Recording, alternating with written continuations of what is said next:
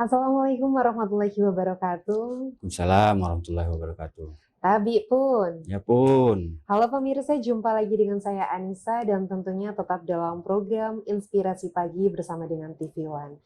Dan pemirsa, tema perbincangan kita pada hari ini mengenai pengawasan pembangunan yang ada di Kota Metro. Dan sebagai narasumber saya sudah bersama dengan Bapak Haji Subhan SE. Beliau adalah Ketua Komisi 3 DPRD Kota Metro. Assalamualaikum Bapak Subhan. Waalaikumsalam warahmatullahi wabarakatuh. Gimana kabarnya Bapak, sehat? Alhamdulillah baik, sehat. Alhamdulillah, mudah-mudahan selalu diberikan kesehatan untuk menjalani Amin. segala aktivitas ya Bapak. Amin ya Allah. Bapak, boleh kita masuk ke segmen pertama Bapak? Silakan Mbak. Baik. Bapak berbicara mengenai soal tupoksi Bapak sebagai Ketua Komisi 3 di DPRD Metro Pak. Iya. Peran Bapak sebagai wakil rakyat itu kan tentu saja sangat vital bagi pembangunan di Kota Metro, khususnya dalam mengawal anggaran pembangunan di tahun 2025 ini. Nah, apa yang menjadi skala prioritas pembangunan daerah dalam APBD tahun berjalan ini, Pak? Tahun 2025 ya. Iya, betul. Yang pasti di tahun 2025 ini alhamdulillahnya dari semua anggota Badan Anggaran itu banyak mendukung program Komisi 3, Mbak. Dalam hal ini penanggulangan infrastruktur, penanggulangan banjir dan jalan terang Kota Metro. Karena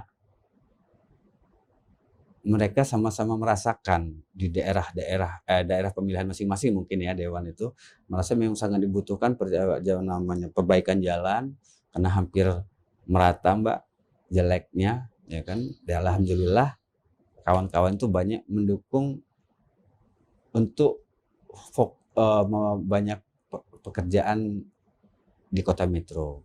Jadi itu saya rasa, saya masih ingat sekali 2024 akhir itu kita bahas anggaran 2025 itu kawan-kawan tuh banyak mendukung.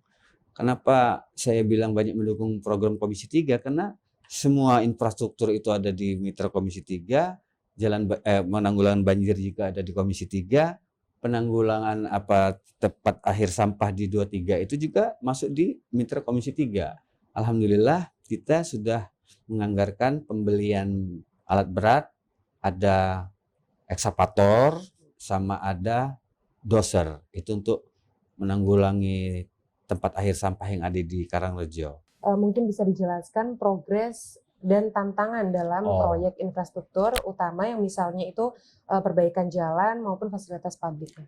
Kalau progresnya Mbak, saya belum tahu persis persentasenya berapa, tetapi yang saya tahu saat ini masih berjalan. Semua kegiatan di Kota Metro masih berjalan. Itu sangat menantang Mbak, karena ini sudah di ujung bulan November yang kita sama-sama tahu ini sudah bermain dengan cuaca. Kita khawatir cuaca penghujan ini mengganggu dalam pelaksanaan kegiatan untuk semua kegiatan yang ada di Kota Metro. Jadi itu bagian dari tantangannya. Jadi ini koreksi saya juga buat eksekutif. Menurut Bapak, seberapa berpengaruh Pak bagi pembangunan di Kota Metro dengan adanya efisiensi anggaran? Per daerah dikurangi itu ya. Saya pikir semua kabupaten kota merasakan itu. Dan itu adalah bagian tugas dari kepala daerah itu sendiri. Bagaimana dia mensiasatinya. Nah itu sebenarnya.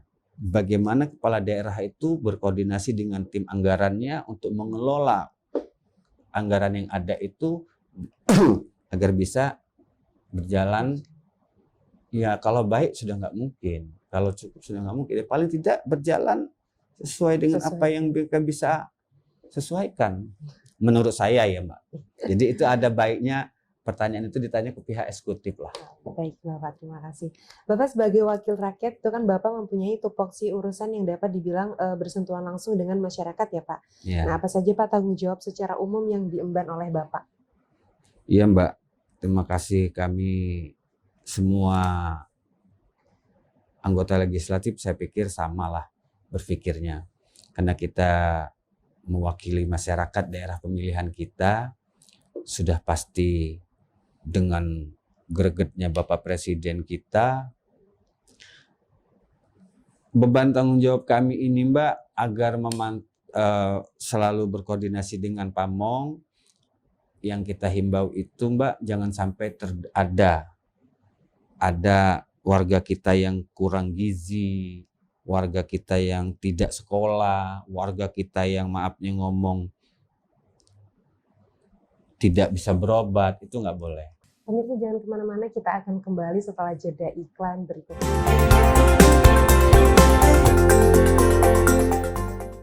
Halo pemirsa, jumpa lagi dengan saya Anissa dan tentunya tetap dalam program Inspirasi Pagi bersama dengan TV One. Dan masih bersama dengan narasumber kita yang sangat luar biasa, yakni Bapak Subahan. Bapak masih bisa kita lanjutkan perbincangan kita, Bapak? Baik. Bapak masih membahas terkait adanya pengawasan infrastruktur dan pembangunan yang ada di Kota Metro ya Pak. Bagaimana Pak pandangan Bapak mengenai perkembangan pembangunan yang ada di Kota Metro dan apakah saat ini pembangunan jalan itu sudah mulai berjalan Pak? Ya, pembangunan di Kota Metro itu sudah mulai bergulir dari bulan kalau nggak salah 9. Menurut saya itu sudah satu kemunduran. Artinya apa? Kita kepengen semua itu berjalan tuh kalau bisa banyak ada sisa waktu lebih bagus daripada kita berjibaku dengan waktu. Jadi itu koreksi kita dari Komisi 3 kepada pihak dinas. Ke depan kita minta program-program pemerintah itu digulirkan dari awal tahun lah. Biar kita bisa nyaman, biar kita bisa melihat hasilnya juga dengan seksama lah, dengan baik. Jadi mengerjakannya juga kan dengan leluasa, waktunya banyak gitu. Saya pikir itu Mbak. Baik Bapak. Bapak, belum terlaksananya pembangunan infrastruktur yang ada di Kota Metro secara menyeluruh itu nampaknya menjadi isu di masyarakat ya Pak. Ya.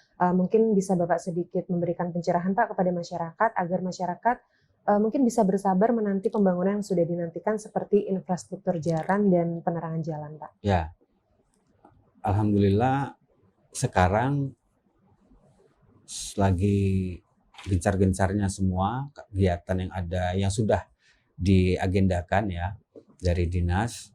Kami mohon bersabar kepada masyarakat yang di daerahnya sudah diagendakan untuk ada kegiatan. Kita sama-sama berdoa semoga tidak ada kendala di dalam melaksanakan kegiatan-kegiatan tersebut karena balik lagi ini schedule-nya dari dinas. Jadi apapun itu kita harus sama-sama bersabar dan berdoa semoga ini hasilnya baik. Bapak untuk membuka wawasan masyarakat Pak, bagaimana sih Pak sebenarnya tahapan sebuah pembangunan hingga terrealisasi dengan baik Pak? Ya baik, terima kasih Mbak. Jadi untuk terwujudnya satu pembangunan itu Mbak berdasarkan kebutuhan. Kebutuhan seperti halnya misalkan gedung sekolah itu sifatnya karena memang dibutuhkan. Nah, kalau dengan kegiatan seperti infrastruktur, perbaikan jalan itu berdasarkan bisa juga kita dapat dari musrenbang atau reses-reses anggota DPR ya dari daerah dapil pemilihan masing-masing. Dan di situ kan bisa disurvei, dilihat oh memang membahayakan pengguna jalan apabila ini jalan tidak diperbaiki, ya kan? Nah, disitulah dinas turun, dihitung itu volumenya, Mbak, kerusakannya seperti apa, dan dihitung juga dengan berapa anggaran yang dibutuhkan untuk menangani itu, ya kan? Sehingganya usulan itu nanti kita bahas di DPR bahwasanya kita menyetujui adanya anggaran untuk pembangunan jalan A, ya kan? Nah, itu yang menghitung itu semua dinas, Mbak. DPR itu tidak menghitung teknis, hanya menyetujui. Jadi yang menghitung anggaran itu perlu berapa, itu dinas, terus yang mengelola nanti dinas, yang mengawasi juga dinas. Itu ada termasuk konsultannya. Jadi setelah dihitung oke, perencanaan. Jadi ada konsultan perencanaan yang ditunjuk oleh dinas.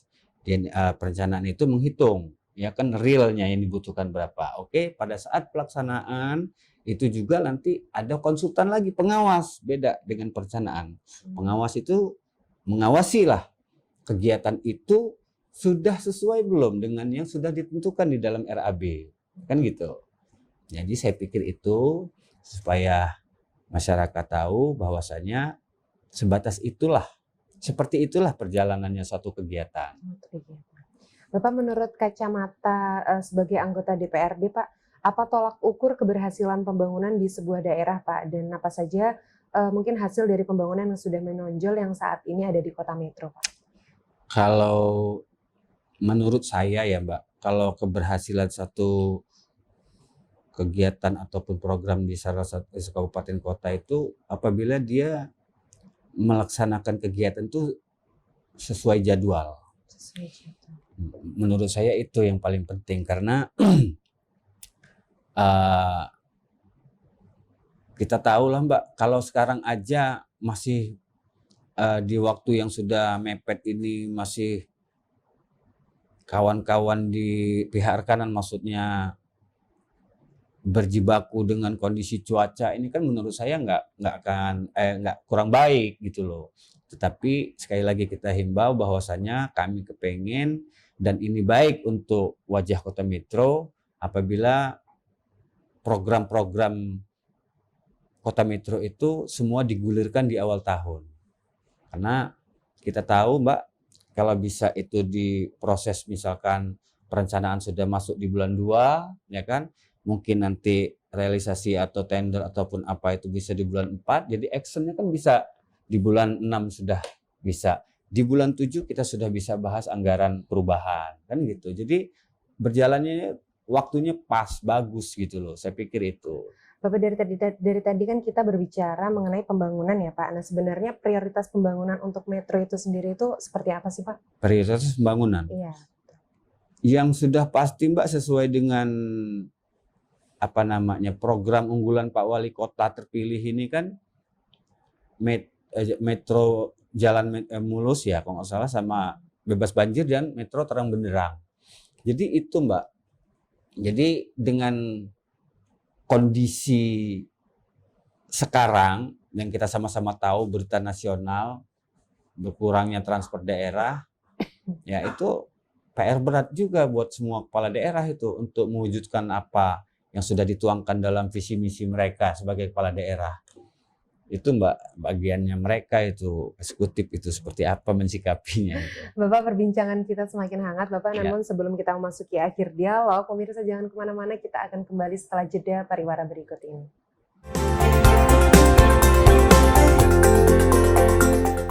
Pemirsa kembali dengan saya Anissa dan tentunya tetap dalam program Inspirasi Pagi dan bersama Bapak Subhan. Ya. Bisa kita lanjutkan ya Bapak? Siap.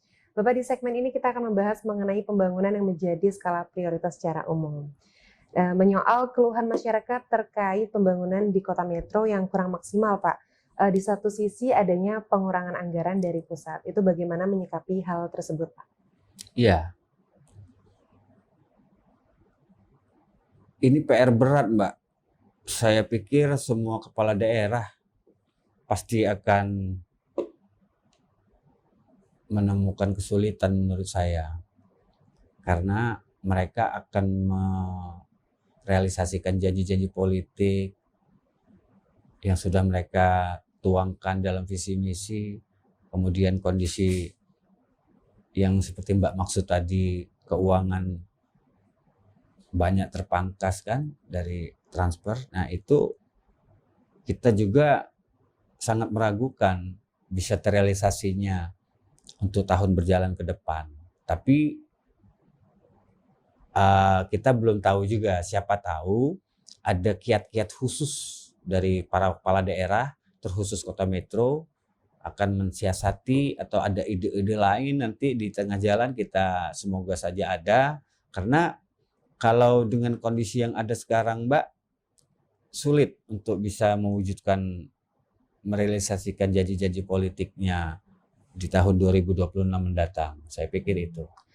Bapak, apakah masalah-masalah yang akan dihadapi tersebut itu sudah duduk bersama antara DPRD dan Pemkot setempat, Pak? Kita kan lagi dalam masa pembahasan, Mbak, sekarang ini. Kalau sepengetahuan saya, ya sudah apa adanya yang ada di data mereka itu, Mbak. Jadi nggak ada apa ya maksudnya, nggak ada siasat seperti apa, hanya mereka membagi kondisi uangnya yang ada di hitungan mereka sekarang gitu loh. Jadi kalau menurut hemat saya dengan anggaran yang ada itu untuk merealisasikan semua janji politik di tahun 2026 ini saya pikir berat. Bapak, efisiensi anggaran itu kan dapat memiliki dampak pada pembangunan di sebuah daerah ya Pak. Ya. Seperti pemotongan anggaran untuk proyek infrastruktur atau program sosial. Ya. Nah, bagaimana Pak peran DPRD dengan adanya kebijakan efisiensi tersebut? Sebenarnya yang apa ya Mbak ya, peran DPR ini yang pasti kita ini kan satu kesatuan dengan eksekutif.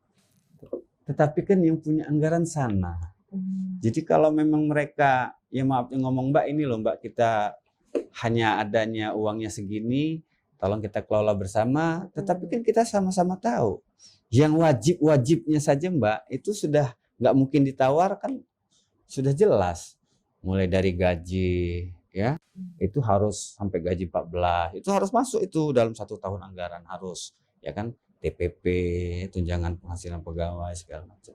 Nah itu yang wajib-wajib untuk kayak pendidikan, kesehatan segala macam. Itu kan sudah harus nggak boleh ditawar. Jadi sisanya Mbak baru yang untuk infrastruktur. Tapi kalau memang kondisinya terpangkasnya sangat-sangat fantastis ya bagaimana kan gitu bisa merealisasikan, bisa menjalankan. Jadi maksud saya dalam hal ini ya kayaknya Metro harus, warga kota Metro jangan bersabar dulu karena kaitan dengan mungkin semua daerah lah Mbak ya, semua daerah di kabupaten di Indonesia kena, bukan hanya kita. Nah jadi, nah ini kita lihat keahlian para pemimpin kita lah dalam hal ini Pak Wali Kota dan Pak Wakil berkoordinasi dengan Pak Sekda, Ibu Sekda, ya. Kolaborasi mereka para pemimpin kita ya kan, kalau kami ini kan hanya anggota biasa, jadi kita melihatlah hasil ramuan dari mereka, saya pikir itu. Baik Bapak. Tapi intinya banyak bersabar Mbak. Ya banyak bersabar. Iya. Bapak, apa rencana ke depan Bapak sebagai wakil rakyat khususnya untuk menyoroti pelaksanaan pembangunan di Kota Metro agar menjadi lebih baik Pak? Ya, kita akan menyampaikan ini pertama kepada dinas terkait. Dinas terkait akan kita beri masukan, bahkan mungkin akan kita surati resmi lah melalui instansi kami, lembaga DPR, bahwasannya maksimalkan tugas yang sudah diberikan kepada konsultan pengawas. Karena kita tahu Mbak, sekarang kemarin kan kita lihat contoh ada dari pihak konsultan pengawas yang jadi korban, ya kan ikut dalam sengketaan urusan salah satulah kawan kita. Nah, jadi kita kepengen itu carilah mitra yang benar-benar kompeten, ya kan? Bukan kita menampilkan yang baru, tetapi betul-betul profesional. Karena ini kan berdampak, Mbak, ada efek. Kalau kita kerjanya bagus, walaupun baru, ya oke. Jalan, tapi kalaupun kita sudah, maaf yang ngomong, sudah punya nama, tetapi ada keselipan dalam pelaksanaan pekerjaan, ya itu juga namanya kesalahan Mbak, nggak bisa. Sebab yang namanya dalam satu kegiatan itu Mbak, jelas panduannya harus ini, RAB, nggak boleh lari dari sini. Setiap ini melenceng, pasti akan ada temuan. Yang rugi siapa? Semua pihak. Ya contoh lah sudah ada kan. Nah artinya kan gitu, kita nggak kepengen itu gitu loh. Jadi kita mengedukasi kawan-kawan itu baik dari pihak rekanan sendiri, pemborong ya kan. Jangan, maaf ini ya, dalam hal ini mungkin saya mohon maaf sebelumnya buat kawan-kawan yang baru, nggak boleh asal terima laporan dari anak buah. Ya kan, dia harus ngerti juga RAB. Nggak boleh asal terima laporan dari pekerja. Ya kan kita belum tahu apakah pekerja itu sesuai. Sekarang gini contoh Mbak disuruh gali pondasi ini misalkan di dalam RAB-nya 50 cm. Tetapi pada realisasinya digali tukang itu hanya 40. Dari 50 ke 40 ada kerugian negara di situ. Itu yang nggak boleh. Paham ya? Itu salah satu contoh kecil aja. Jadi betul-betul, nah kalaupun dari pihak pengawasnya juga harus berani bilang, dari pihak ketiga ya, kan ada konsultan pengawas ataupun pengawas dari dinas sendiri ada. Tapi kalau dia orang dalam hal ini nggak berani ungkap itu, ya akhirnya mereka semua terlibat. Mau nggak mau. Jadi ini maaf sedikit saya kasih edukasi kaitan itu. Jadi nggak boleh Mbak. Buku besar harus ini, nggak boleh berdasarkan perintah si A, si B atau warga, nggak boleh lagi. Pegang, kita dapat kontrak, ini pegangannya. Nggak boleh usulan warga, nggak boleh Pak, tolong Pak, ini nggak ada. Itu panjang ceritanya. Kalau kita disuruh ngerjain ini, jalannya harus hot mix atau apa ya, penetrasi lah. Terus warga ngelobi lah dengan kondisi, tolong sih ditukar aja onderlah ke sono biar nyambung dulu gitu loh. Nggak boleh. Harus penetrasi atau hot mix tadi, Mbak, yang dikerjain sesuai dengan kontrak. Karena kalau itu akan berubah judul, ya itu kan panjang prosesnya. Harus ada dulu koordinasi dengan dinas, koordinasi berubah CC. Waduh ribet. Jadi saya pikir, karena itu makan waktu. Jadi nggak boleh. Jadi sekali lagi saya tekankan, siapapun yang mengerjakan kegiatan, pedomannya RAB. Mungkin ada pesan maupun saran yang ingin disampaikan kepada pemerintah daerah maupun masyarakat agar pembangunan di Kota Metro menjadi lebih baik lagi, Pak. Baik, terima kasih. Kami pertama, seperti apa yang pernah kita dengar dari media, bahwasanya dikeluhkannya kondisi material yang membuat lalu lintas terganggu. Saya untuk itu minta maaf kepada seluruh warga agak terganggunya lalu lintas karena memang lagi adanya perbaikan jalan, ya kan. Tapi kami himbau juga kepada pihak rekanan agar bisa merapihkanlah sedikit tumpukan material itu sehingga tidak menutupi secara total, ya kan. Karena mungkin itu satu-satunya jalan lalu lintas, ya. Jadi tolong. Nah, walaupun memang itu hanya satu-satunya jalan, ya kami mohon bersabarlah kepada masyarakat setempat karena ini demi kelancaran pekerjaan, ya kan, supaya hasilnya maksimal. Kemudian untuk pada pemerintah Kota Metro, saya menghimbau ke depan kita sama-sama memperbaikilah kinerja kita masing-masing. Apa ya, stakeholdernya, ya kan, dinas-dinas terkait. Itu yang kami tekankan sekali, akan kami sampaikan secara tertulis lah nanti akan lewat lembaga ke depan, bahwasannya agenda program yang sudah disepakati 2026 itu kami minta bergerak dimulai awal tahun lah. Dimulai awal tahun supaya tidak terburu-buru dan tidak berjibaku dengan cuaca yang mungkin mengganggu perjalanan pekerjaan. Saya pikir itu, Mbak. Bapak, terima kasih untuk jawaban-jawabannya, dan itu tadi adalah akhir dari perbincangan kita pada hari ini, Bapak. Diucapkan terima kasih untuk Bapak Subhan yang sudah meluangkan waktu untuk berbincang dengan kami. Mudah-mudahan apa yang Bapak sampaikan dapat bermanfaat untuk kita semua, terutama untuk masyarakat yang ada di Kota Metro ini. Amin. Dan pemirsa, saya Anissa dan kru yang bertugas pamit undur diri dan wassalamualaikum warahmatullahi wabarakatuh. Waalaikumsalam warahmatullahi wabarakatuh.